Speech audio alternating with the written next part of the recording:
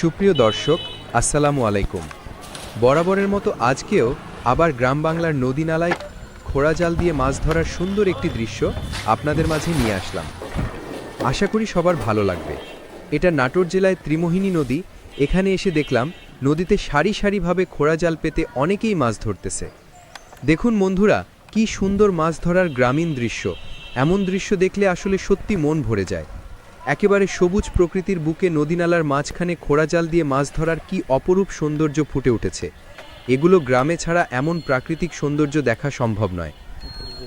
আবমান এই গ্রাম বাংলার নদীনালায় খোড়া জাল দিয়ে মাছ ধরা শুধু জীবিকার উৎস নয়, এটি আমাদের সংস্কৃতি, ঐতিহ্য ও আনন্দের অংশ। এই দৃশ্য আজও গ্রামীণ বাংলার প্রকৃত সৌন্দর্যকে জীবন্ত করে তোলে।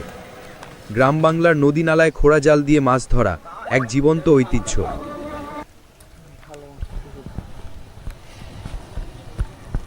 দেখুন বন্ধুরা, ভাইটি জাল তুলতেছে কি সুন্দরভাবে, আর মাছগুলো চমৎকারভাবে জালের মধ্যে লাফালাফি করে উঠতেছে। কি দারুণ এক মনোরম দৃশ্য। মাশাআল্লাহ, দৃশ্যটি দেখে সত্যি মন প্রাণ ভরে গেল। এই জালটি অনেক পরিশ্রমে ওঠানামা করে একজন জেলে ভাই, তাই সকল জেলে ভাইদের প্রতি আমরা আমাদের সম্মান ও শ্রদ্ধা ও ভালোবাসা থাকবে। ধন্যবাদ সবাইকে আজকের ভিডিওটি দেখার জন্য।